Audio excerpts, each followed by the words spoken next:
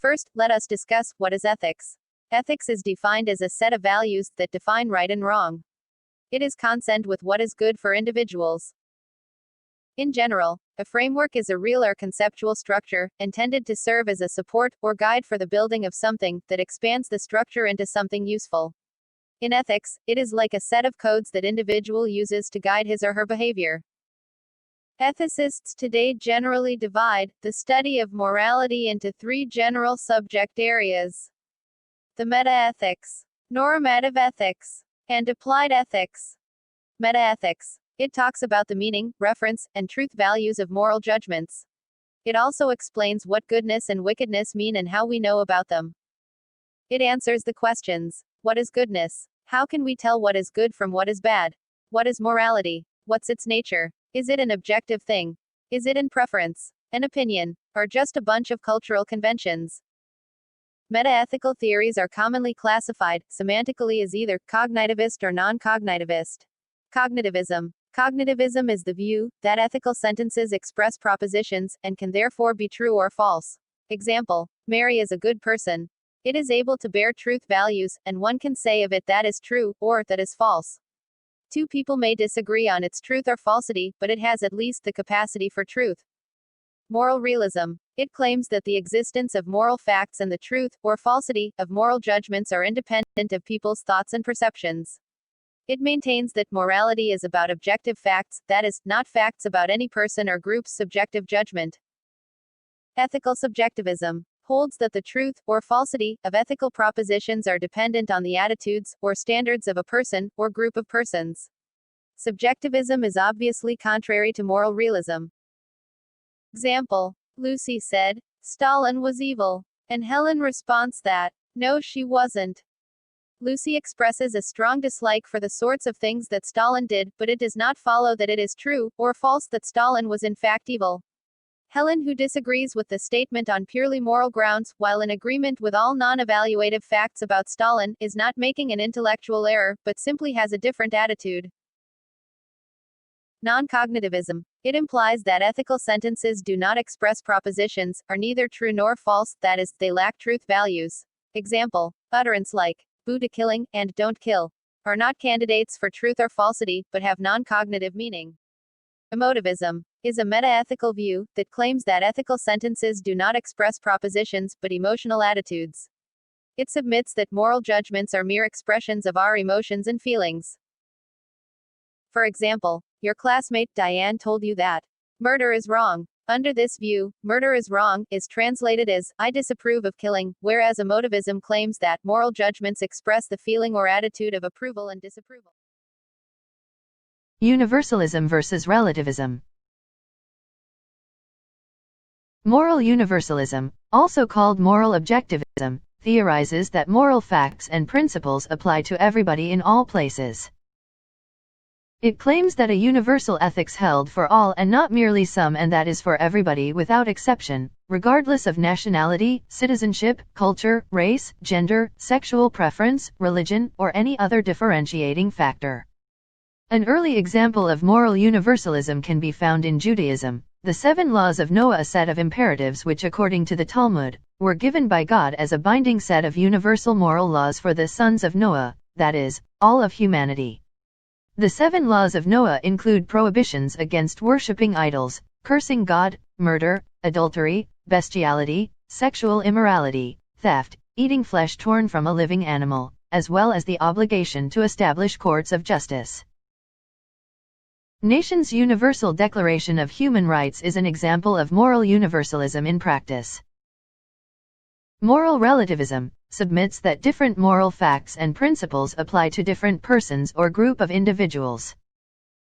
According to moral relativism, whether an action judgment decision choice is morally right or obligatory depends upon the belief that action judgment decision choice is morally right or obligatory. Various cultures have distinct standards of right and wrong. It also maintains that ethical standards also change over time even in the same culture. Example: abortion is illegal in Ireland. More than that, the belief that abortion is a horrible moral crime is widespread. In Japan, not only is abortion legal, it is very frequently taken to be morally neutral. In answering the question, is abortion morally wrong? The cultural relativist says, in Ireland, yes, abortion is wrong. In Japan, no, it is not morally wrong. Notice that the relativist does not say in Ireland people believe that it's wrong, and in Japan people believe that it's not wrong. No, his point is stronger than that. In Ireland, abortion is morally wrong, while in Japan it is not morally wrong. Empiricism versus rationalism versus intuitionism. Moral empiricism is a meta-ethical stance which states that moral facts are known through observation and experience. The theory is an extension of empiricism in epistemology, which states that all knowledge of matters of fact is derived from experience and that our mind is not equipped with pre-experience concepts. Example. Historically, empiricism has associated with the blank state concept or tabula rasa, according to which human mind is blank at birth and develops its thoughts only through experience. Moral rationalism contends that moral facts and principles are knowable a priori, that is, by reason alone and without reference to experience. As rationalism in epistemology claims that knowledge about reality are gained through non-empirical deductive system, most forms of moral rationalism purport that moral facts are known through rational inferential process in general. The theory relies on reason rather than intuition in justifying a belief or action. In ethics, rationalism holds the position that reason, rather than feeling, custom, or authority, is the ultimate court of appeal in judging good and bad, right and wrong. Among major thinkers, the most notable representative of rational ethics is Immanuel Kant, who held that the way to judge an act is to check its self-consistency as apprehended by the intellect. To note, first, what it is essentially, or in principle a lie, for example, or a theft, and then to ask if one can consistently will that the principle be made universal. Is theft, then, right? The answer must be no, because, if theft were generally approved, people's property would not be their own as opposed to anyone else's, and theft would then become meaningless. The notion, if universalized, would thus destroy itself, as reason by itself is sufficient to show. Moral intuitionism submits that moral truths are knowable by intuition, that is, by immediate instinctive knowledge without reference to any evidence. The theory claims that we have intuitive awareness of value or morality and that it defines the basis of our ethical knowledge. In its general form, it claims that some moral facts can be known without inference. The philosopher G. E. Moore criticized naturalism. Instead, he said we have an infallible, intuitive knowledge of good things. Example, I don't need to observe a murder to know that killing someone is wrong, I just know it is. Normative ethics is the study of ethical action. It is a branch of philosophical ethics, which examines standards for rightness and wrongness of action. Normative ethics deals with the issue, what ought one to do? The illustration shows the norms in terms of crossing the street. We need to be careful when crossing the street, such as pedestrian lane or overpass.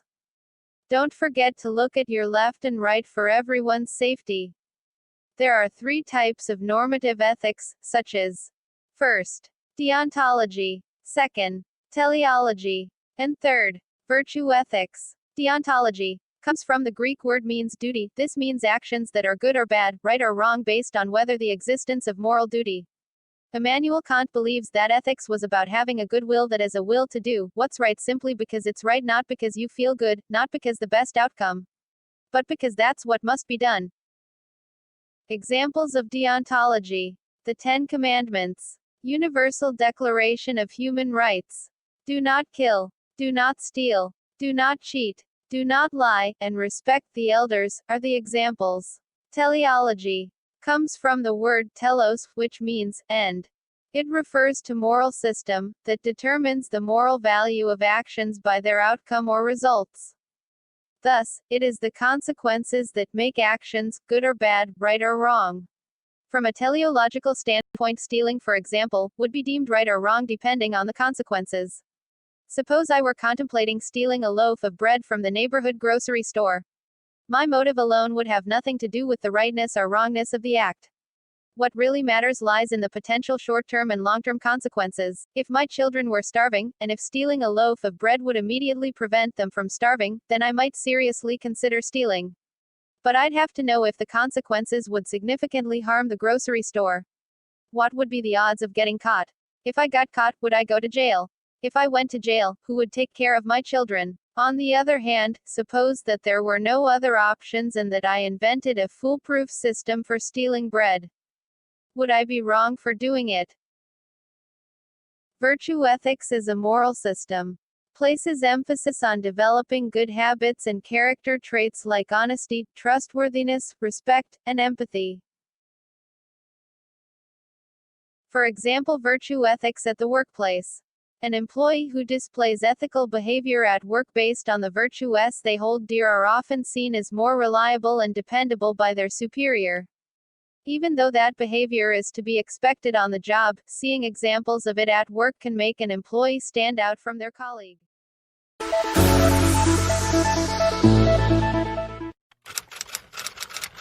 Applied ethics philosophically examines specific, controversial moral issues.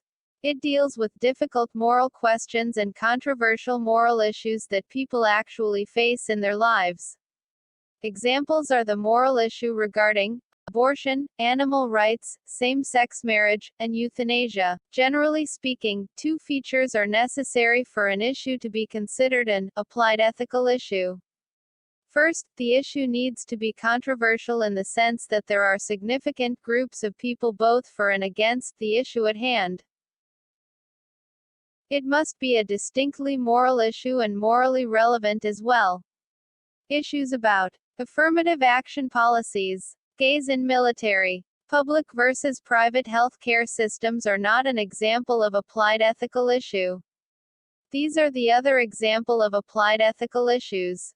Euthanasia or mercy killing, sex before marriage, death penalty, same-sex marriage. Applied ethical issues nowadays are classified into various subfields. First, bioethics. Second, environmental ethics. Third, business ethics. Fourth, sexual ethics. Fifth, social ethics. Bioethics. This concerns ethical issues pertaining to life, biomedical researches, medicines, healthcare, and medical profession. Environmental ethics deals with moral issues concerning nature, ecosystem, and its non-human contents. The field of environmental ethics concerns human beings' ethical relationship with the natural environment.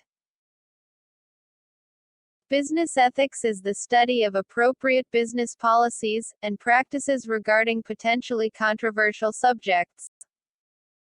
Example: bribery, corporate social responsibility, employee rights. Sexual ethics is the combination of moral and ethical considerations that relate to human sexuality. Sexual ethics includes the attitudes and values related to gender identification, sexual orientation, procreation, and consent. Example: premarital sex, homosexuality, and polygamy. Social ethics is the collection of values and behaviors of a given culture or people group. Social ethics vary greatly from culture to culture. Example: racial discrimination, death penalty, welfare rights.